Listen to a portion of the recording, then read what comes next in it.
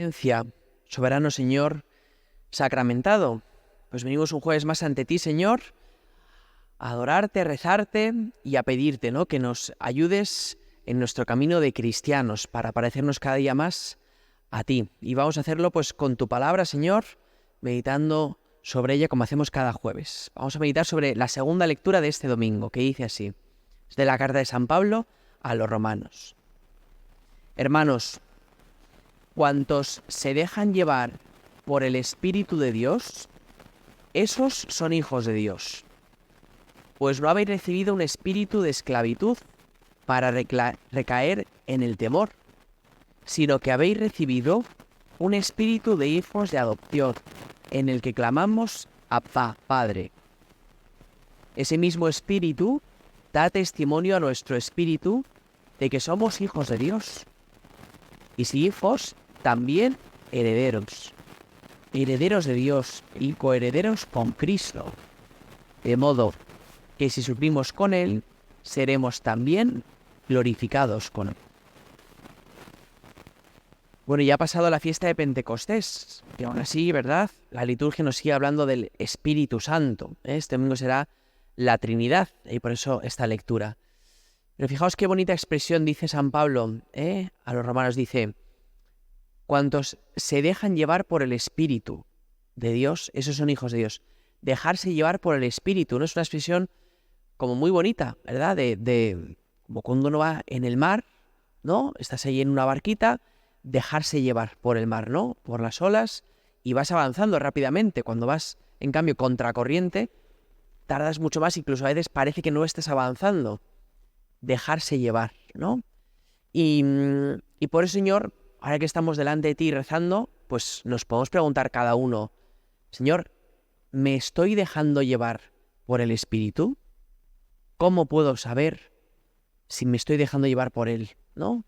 Yo creo que es una buena pregunta, porque los que estamos aquí rezando tenemos deseos de seguir a Cristo, de seguirte, Señor, y por lo tanto de ser fiel a este Espíritu. ¿Cómo saberlo? Pues bueno, en la Biblia aparecen algunos testimonios, ¿no?, de gente que se ha dejado llevar por el Espíritu, y quizá nos pueden iluminar para ver si en cosas parecidas estamos siendo dóciles al Espíritu, ¿no? Un ejemplo se me ocurría a mí era el de San Pedro, ¿no? San Pedro, cuando tú, Señor, falleces, resucitas, empiezan a extender el Evangelio, pero San Pedro tiene un pasado, que es judío, y por lo tanto tiene muchas costumbres muy arraigadas dentro de él, de su pasado, y que le cuesta cambiar, ¿no? Como por ejemplo, cuando come con la gente que se ha convertido, dice que comía alimentos, pero al estilo judío, entonces fingía comer cosas para no quedar mal delante de los otros, pero en realidad seguía anclado en sus costumbres judías, ¿no? Para que veáis cómo era un poco San Pedro. Pues bueno, dentro de este modo de ser, ¿no?, hay un pasaje donde cuentan cómo San Pedro, en un sueño, Dios le pide que vaya a evangelizar a paganos.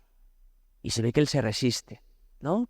Y entonces tiene que haber un montón de actos providenciales, ¿no? Pues de repente llegan unos a su casa y le reclaman, luego de repente vuelve a tener otro sueño, luego de repente al llegar a aquellos que tiene que predicarles, ve la acción del Espíritu en ellos, cómo hablan de Dios, con qué grandeza, con qué tal, ¿no? Y uno dice, claramente San Pedro, no sabemos si se dejó llevar o no por el Espíritu, pero desde luego sopló con una fuerza que San Pedro no pudo resistirse, y acabó evangelizándoles, ¿no? Pues yo pensando digo, bueno, pues a veces un modo de saber si me dejo llevar por el Espíritu es en la evangelización, en el hablar a los demás de Dios, porque ¿a quién no le cuesta? ¿Verdad?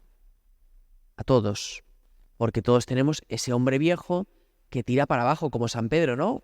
Costumbres, cosas arraigadas dentro de nosotros, y hay un momento donde uno dice, venga, me tengo que dejar llevar, porque noto que el Espíritu me está diciendo, oye, háblale a este de Dios ahora mismo, ¿no? No te calles en esta conversación.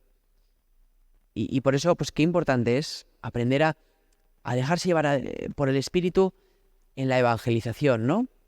Pero quizá no solo en eso, ¿no?, sino también en las costumbres. Que San Pedro tenía unas costumbres. y las tuvo que cambiar por el soplo del Espíritu. Y a veces nosotros tenemos malos hábitos. No hablo de vicios, de pecados, sino a veces malos hábitos. Yo qué sé, de me pongo a rezar en casa y de repente me vibra el móvil y lo miro. Y dices, oye, no, que estoy hablando con Dios, ¿no? O no sé, ¿no? Cosas pequeñeces o grandes, pero que hay que pedirle, Señor, cambia en mí estas costumbres. Por eso la Iglesia, con su gran pedagogía, tiene tiempos fuertes para obligarnos a cambiar, ¿no? Ahora, por ejemplo, que estamos terminando el mes de mayo, pues de algún modo, ¿no? La Iglesia nos pide, oye, en el mes de mayo, más amor a la Virgen. Y todos, ¿verdad? Hemos cambiado hábitos, cosas, para amar más a la Virgen. Y qué bueno es haberlos cambiado. Porque cambiar es eso, ser dócil al Espíritu, ¿no? Y qué malo es si en las alturas que estamos del mes de mayo todavía, ¿verdad? Alguno no ha hecho nada especial por la Virgen, ¿no? Pues nada, ánimo, ¿eh? Hay que cambiar, hay que ser dóciles, ¿verdad?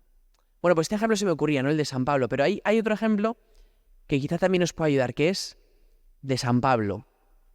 Cuenta Hechos de los Apóstoles, cómo San Pablo, que se dejaba llevar por el Espíritu, evangelizaba a todos lados, dice que al llegar a Bitinia, dice el texto, ¿no? Dice, el Espíritu no le dejó evangelizar en Bitinia y le llevó a otra tierra, ¿no? No sabemos qué pasó, no sabemos si fue un sueño, si fue el testimonio, no sabemos, pero él lo relata así, el Espíritu no me dejó evangelizar. Bueno, ¿y por qué esto es bueno rezarlo también delante de Dios? Porque igual que el Espíritu sopla, pues no sopla en todas las direcciones. Y a veces no sopla hacia donde nosotros queremos que sople. Y dejarse llevar por el Espíritu también es permitir no ir por donde a mí me gustaría ir, ¿no? Como San Pablo. Y esto a veces en la evangelización nos pasa. ¿Cuántas veces queremos que se conviertan, yo qué sé, nuestros hijos o este amigo mío íntimo y no se convierte? Porque el Espíritu no quiere. No es que Dios no quiera que la gente se convierta, pero el Espíritu no está soplando así, en este momento. Y cómo nos cuesta ser dóciles, ¿verdad? Cómo nos cuesta aceptar la voluntad divina. Y nos empeñamos y ¿qué pasa al final? Que nos desesperamos.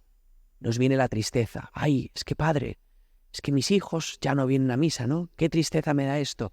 Es lógico que nos dé tristeza, pero no te ancles ahí. Oye, el Espíritu no me permite ir a Bitinia. Pues voy a ver hacia dónde sopla. Y voy a seguir eso. Y seguiré encomendando que sea Dios, porque es Dios el que les convierta, pero seré dócil al Espíritu y no me empeñaré en ir por donde el Espíritu no quiere ir ahora mismo, ¿no? Pues yo creo que, bueno, ¿cómo saber si estamos dejándonos llevar? A mí se me ocurrían estos dos ejemplos, ¿no? Pero seguro que vosotros en vuestras vidas sois capaces de reconocer, ¿no? Dónde está soplando y dónde no está soplando, ¿no? E intentar ser más dóciles. Bueno, pues dice San Pablo, ¿no? Sobre el espíritu. Dice, pues no habéis recibido un espíritu de esclavitud, sino que habéis recibido un espíritu de hijos de adopción, que nos permite decir Abba Padre. Bueno, el Catecismo dice que cuando rezamos y decimos Padre, dice, lo podemos hacer gracias al Espíritu Santo. ¿Qué significa esto? Pues no significa que la palabra Padre, ¿no?, en sí misma sea el Espíritu el que nos la suscite, porque un pagano puede decir Padre perfectamente. Significa que el ser capaz de reconocer a Dios como nuestro Padre, eso solamente el Espíritu lo puede hacer. Y eso yo creo que es algo muy importante, ¿no? Porque ¿qué imagen tenemos de Dios? ¿No? Dice el Catecismo, de hecho, en ese mismo apartado, ¿no? Dice, qué importante es no proyectar la imagen terrena que tenemos de los padres hacia Dios. Por eso, ¿qué imagen tengo de Dios? Claro, si es mi Padre y en la tierra tengo mala experiencia de mi Padre, no voy a entender bien a Dios, ¿no? Imaginaos que vuestro Padre ha sido muy autoritario en casa, ¿no? Pues claro, ¿qué concepto tengo de Dios entonces? Un ser que me manda que haga cosas y si no, que me prepare para el castigo, ¿no? ¿Es así Dios? No, Dios no es así. O a lo mejor lo contrario, ¿no? He tenido un padre muy ausente, que me dejaba hacer todo lo que yo quisiese, que no me echaba nunca broncas. Entonces Dios es así, ¿no? Es tan misericordioso que le da igual lo que yo haga. Eso pues tampoco. Por eso, ¿quién nos enseña cómo es Dios? Pues tú, Señor. Cristo. Cuando leemos la Biblia, cuando vemos cómo Cristo trataba al Padre, entendemos cómo es Dios Padre. Y gracias al Espíritu podemos llegar a la plenitud y poder decir Padre, ¿no? Por eso, claro, quien comprende quién es, que Dios es su Padre, ¿qué ocurre entonces? Que de repente tiene una seguridad en sí mismo infinita, ¿eh? Y no tiene miedo a nada, porque Dios es mi Padre. Y por lo tanto, no temo, ¿no? ¿Cuántos niños, verdad, que ahora están de finales de fútbol en sus ligas estas deportivas del cole, ¿no? Pues oye, que se mete alguien conmigo, uy, que ahí está mi padre, ¿eh? Y ya, la mayor seguridad del mundo, ¿no? Y a lo mejor su padre es un tirillas que no es capaz de pegarse con nadie, pero ahí está mi padre. Y el niño está seguro, paz, tranquilo, ¿no?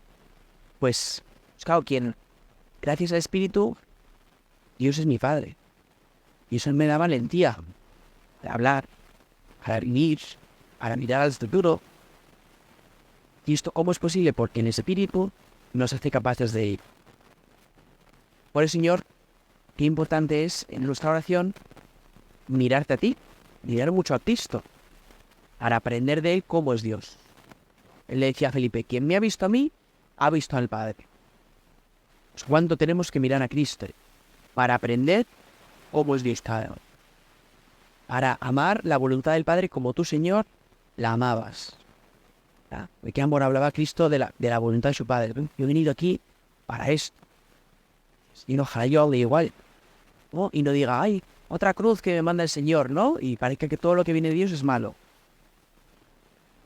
Pues Señor, ¿no? Que el Espíritu me ayude a comprender cómo es Padre. Y acaba diciendo la carta de San Pablo, ¿no?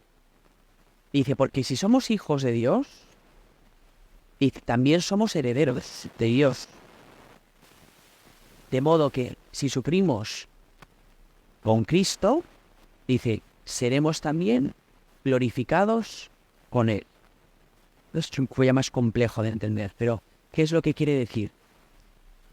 Que si somos hijos de Dios, pues somos gracias a Cristo.